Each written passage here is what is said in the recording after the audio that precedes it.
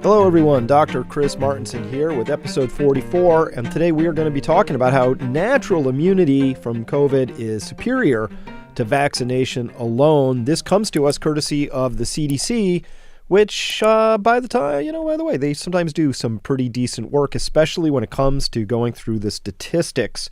We've covered the CDC mortality data before. That was eye-opening. Here now, maybe a day late and a dollar short, but at least now we have this study out. So let's take a quick peek here, and let me get my drawing tool out so I can be sure I'm ready to make some marks up. All right, CDC on natural immunity, finally. They could have done this a while ago, I guess, but this is in the Morbidity and Mortality Weekly Report, the MMWR, for January 19th, 2022. Down here is the URL, so you can find it yourself. So the title of this, not that exciting. COVID-19 cases and hospitalizations by COVID-19 vaccination status and previous COVID-19 diagnosis. California and New York, this is from the period May to November of 2021. So this is Delta. So what do we have from May to November of 2021? We have two things going on. Three things. One, we have a big pool of people to draw from who had prior COVID exposure. So they are not naive. They have natural immunity, whatever that counts for. We also have people who are vaccinated. Up through this point, we have double jabbed. We don't have boosters yet showing up in this mix. And we also have Delta. So this is the worst of it. May to November, Delta had that big peak right around August of 2021. So this is now looking at comparing vaccinated versus unvaccinated people by their prior COVID exposure status in two big states, California and New York. So that's pretty big. That's like 18% of the U.S. population, they note here. So that's quite a large sample size. So they broke it up into four different cohorts here. First they have the unvaccinated with no previous laboratory confirmed COVID-19 diagnosis. So they are, number one, unvaccinated and naive. Two, we have vaccinated with no previous exposure. So that's also naive.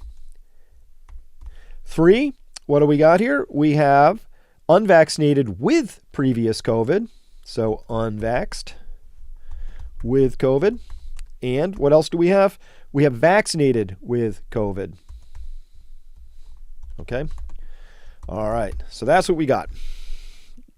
Those are the four groups. They're looking at all four of these, comparing them relative to each other. Unvaccinated, naive, vaccinated, and naive, unvaxxed with prior COVID, vaxxed with prior COVID. So that's the study. What did they find? This is really cool. It's going to take me a second to unravel this table for you. Let's go through it because this gives us pretty good information. So first up, we're going to look at these. We have really big, large numbers to work with. The N in California is over 752,000.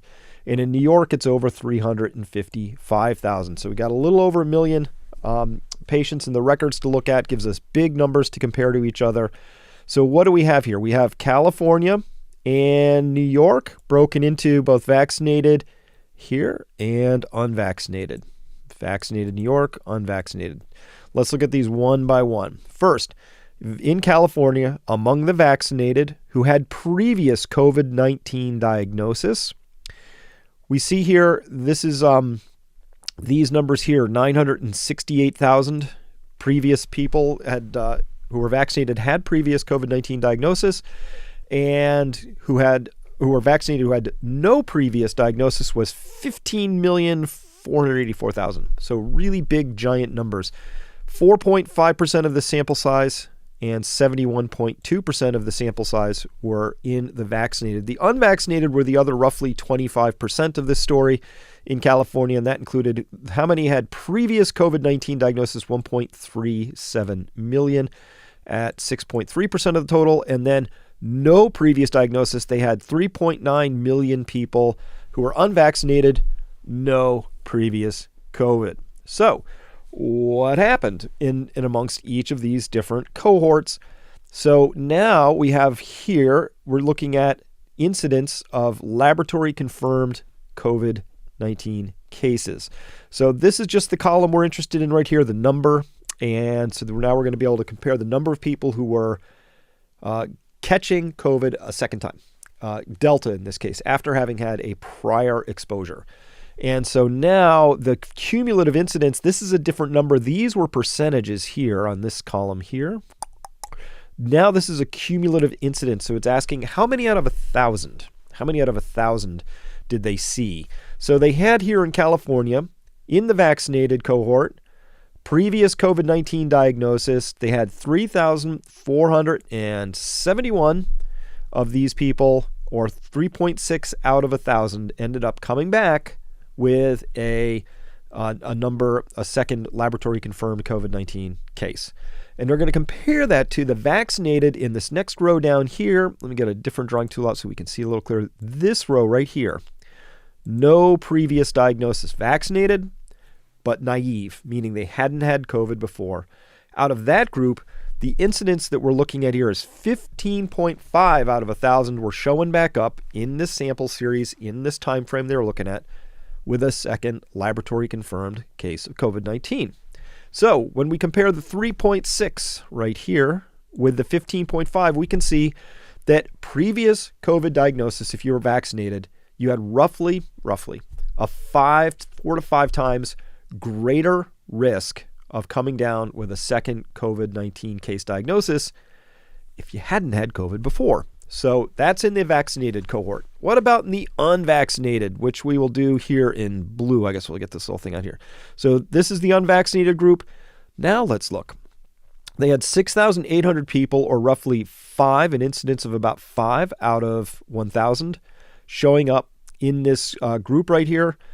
And if you were unvaccinated and had no previous diagnosis of COVID, you had a whopping 128.5 chance. That 128 out of 1,000. That's a 12.85% chance of coming back down with COVID as a second diagnosis. So clearly shows that if you were unvaccinated and had no previous diagnosis, you were COVID naive, your immune system hadn't seen it before, you were the most likely to come down with a case of COVID by far. However, we will also note that there's a big difference here between this 5 right here and this 15.5. Because what we're comparing now, if just an unvaccinated person who had COVID before, as compared to somebody who just has had the vaccinations but hadn't had COVID before, you were 3 times more likely as a vaccinated naive person to come down with COVID as a diagnosis as compared to somebody who'd had prior COVID diagnosis or illness. So that's what that difference is between the 5 and the 15.5. So let me take a bunch of these things away so we can look at this more clearly again. That's what we're really comparing right there at this point in time is this, if you are vaccinated but had not had COVID before, and compare that to this where you're unvaccinated but you've had COVID before. You had an incidence of 5 if you were unvaccinated.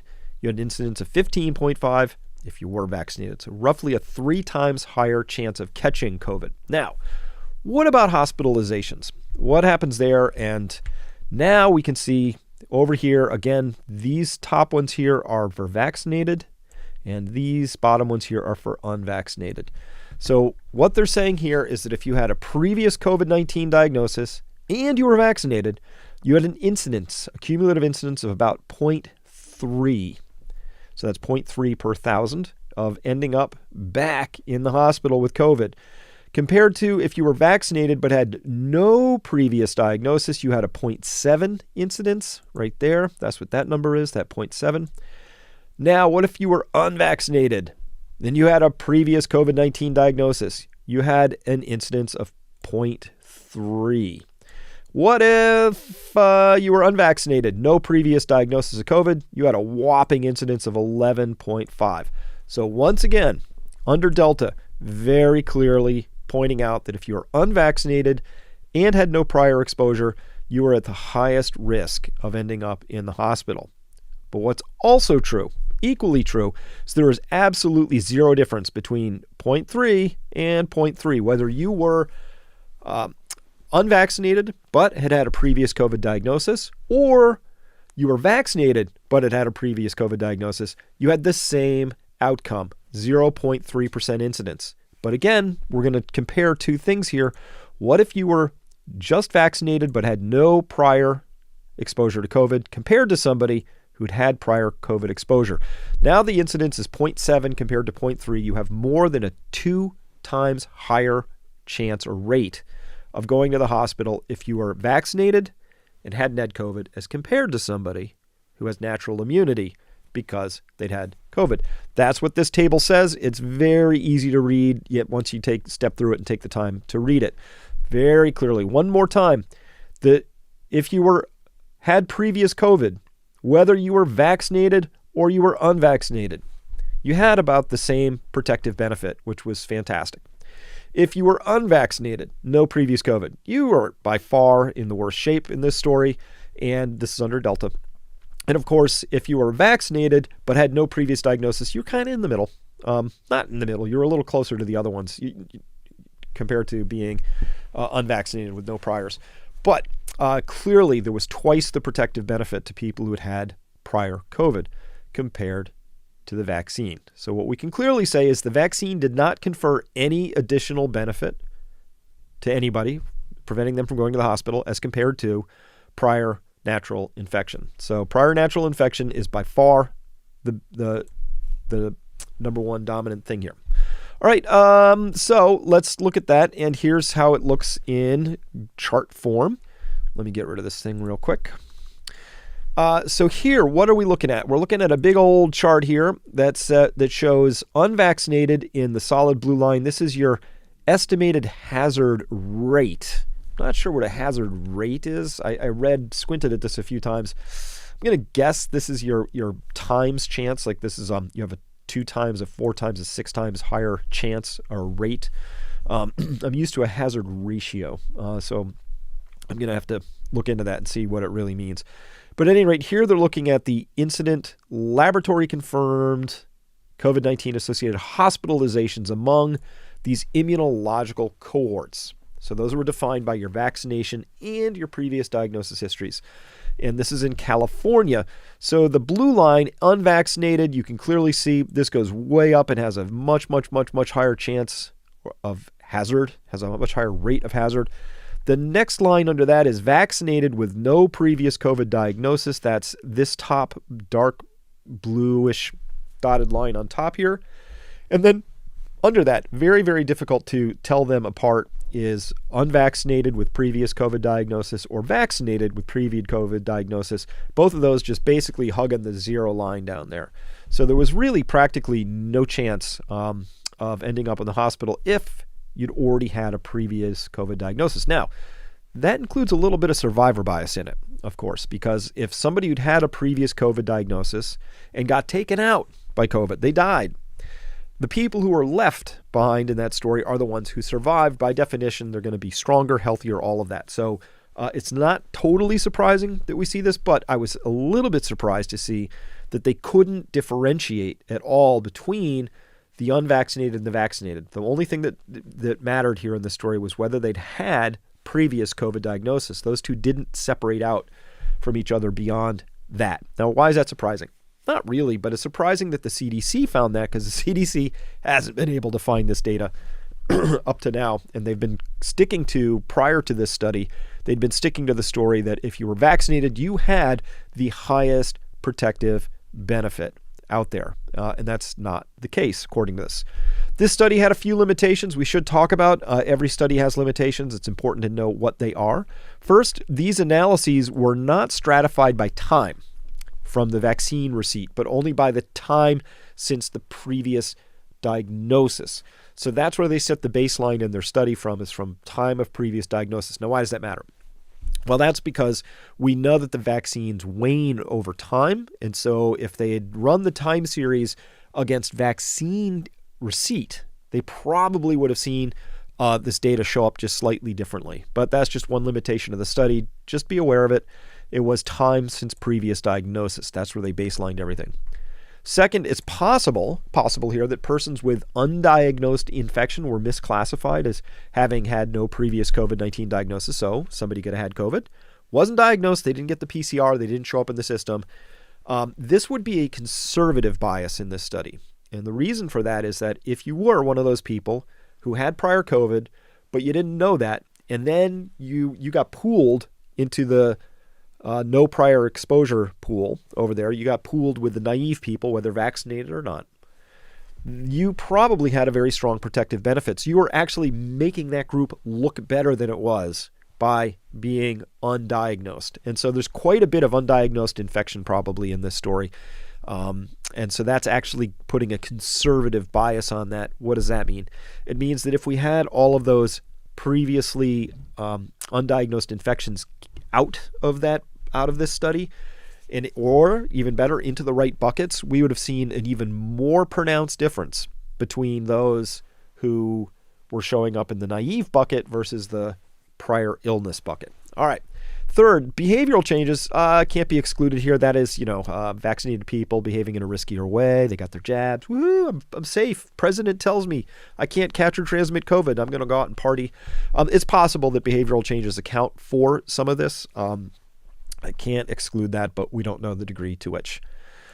There's also this mysterious 14-day gap missing again. Remember I said up here, like, bucket 2 is vaccinated. To be counted as vaccinated means that you they only counted 14 days after completion of a primary COVID-19 vaccination series.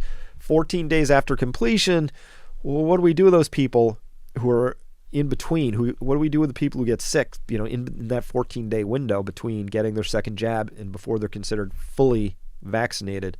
Well, they get counted. You either exclude them or you have to count them as unvaxxed. And neither of those are an accurate way to do this, because we know now that in that 14-day window, a heck of a lot of people seem to come down with COVID and or other illnesses, COVID-like illnesses in that period. So that window, I hate seeing excluded. I don't like it. It's a limitation of every study when they just exclude it. I would rather see the data presented. I want to know what's happening to those people in that 14-day gap, because we have enough data now to say something's happening in that 14-day window. So every time I see it excluded, I'm not too excited about that. So limitation of the study. Next, the analysis did not include information on the severity of the initial infection and did not account for the full range of morbidity represented by the groups with previous infection. So it's binary. Did you go to the hospital or not? Didn't say, wasn't controlled for how many days in the hospital or how bad was the hospitalization. That would be really cool to know, because the theory is that even if you go to the hospital on a subsequent infection, it's probably a much lighter run of that disease than you might have had the first time around. Why? Because there's protective benefits from this. So that would be the guess, but limitation of the study, no data there. Also, next, no booster data. Those weren't prevalent at the time of data collection, so we can't say one way or the other how would boosters have impacted this data one way or the other. Don't know. And finally, there's no data on Omicron, which came out just after the end of this study. This study ended, I think, around November 1st, and Omicron came roaring into this country at the end of November. So at any rate, we don't have data on Omicron, but I'm going to guess Omicron's going to upend the entire set of findings and conclusions, because Omicron don't care. It's going to infect you whether or not you have a vaccine in you, and it's probably going to be sending you to the hospital in a much higher proportion, even if you are fully vaccinated. In fact, we now know that Omicron preferentially will infect people who have 2 jabs or 1 jab over people who have no jabs. So that's Omicron is definitely going to put a whole new wrinkle on this story. But here's what we know now about natural immunity. First, natural immunity is superior to a vaccine alone. That is, in a naive person. So you'd give me somebody who's got a natural immunity from prior COVID infection, and we compare them to somebody who's only had the vaccines, both jabs, post 14 days, the person with natural immunity is going to fare better than vaccines alone. So that much we know. Next, we also know that, number 2, vaccine plus prior infection kind of equal to prior infection alone. Those two things are comparable. In other words, there's no benefit from the shots if you've already had prior infection. Again, we don't have the temporal data on this, so we don't know how long the protective benefit is from natural immunity. We don't know if it wanes. We know how the vaccines wane. We don't have anybody really studying this in the way they ought to, so that we could look at the waning of natural immunity over time. You want to know why I think we're not studying it? Because nobody really wants to know the answer. And why? Probably, because natural immunity wanes a lot more slowly than the vaccines. That would be my guess. Because every time there seems to be no interest in studying something, it's usually because the results of that study, predictably, would end up being bad for a pharmaceutical income statement. All right, 3, the unvaccinated and naive, those who both have never had COVID and they're unvaccinated, they fare the worst in this story, of course.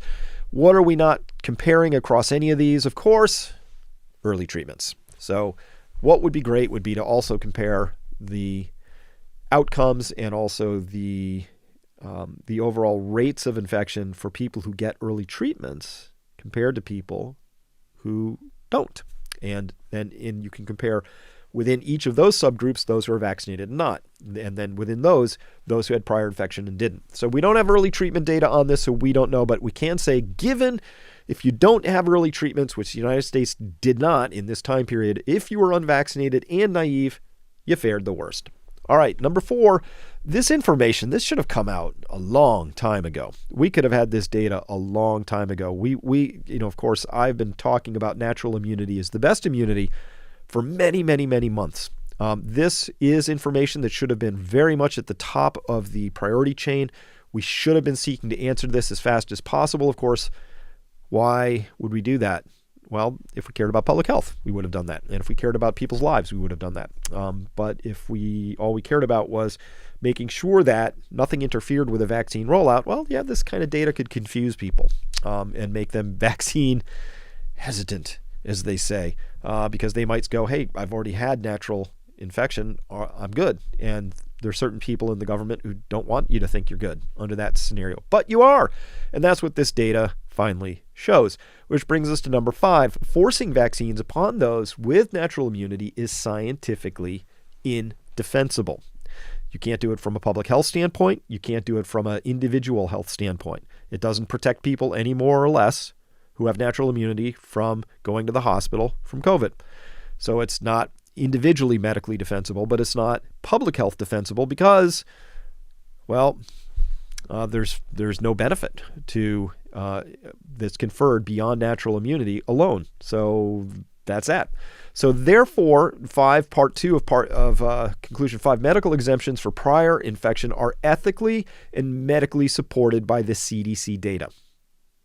Let me say it again. Medical exemptions for prior infection are ethically and medically supported by this data. That's what the CDC data says. 6, vaccinated versus unvaccinated is the wrong metric here. It should be immunologically protected versus not immunologically protected. We should be looking at antibody levels and T cell levels. It's entirely possible for somebody to be quadruple jabbed, who's immune compromised, who is still not safe to be around other people who have COVID or somebody who may well transmit COVID. And you may have somebody else who's never been jabbed, who had prior exposure, who didn't even get sick. But when you test them and look at their immunological competence, you will find that they are all but immune to COVID. Why? Because they've got a strong immune system. They are immunologically protected. If there's, having a vaccine passport is dumb. Having an immunological passport, okay. You know what? You're getting that's actually something that could be more medically defended and public health defended. So at any rate, vaccinated versus unvaccinated is absolutely the wrong metric. And of course, that whole narrative is falling apart. Oh, by the way, Omicron is going to upend this entire analysis. That's what's going to happen.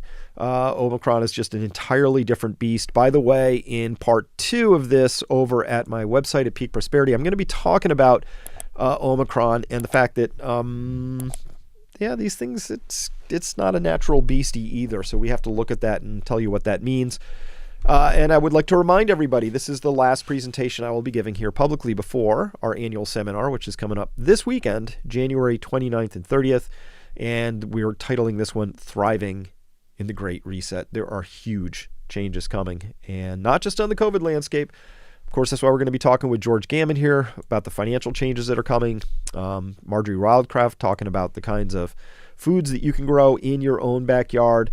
And between Brett and Royce and Ben, we're going to get a whole lot of background on what is going on in terms of the agenda that's running out there and why freedom is so important and why we all have such big roles to play at this time in history. And then Evie is going to be talking about emotional and personal resilience, very important in these times. So if you've been separated from your families, loved ones, colleagues, anybody like that through this whole COVID experience, you're going to want to tune in for that. And as well, of course, my good friends, Dr. Pierre Corey and Dr. Keith Berkowitz, talking about their own approaches to health and COVID and how to treat these things as best we possibly can. So that's it. That's all I have for you today. Thank you so much for listening. We will be back next time. And hey, have a great week. And remember, natural immunity is the best immunity.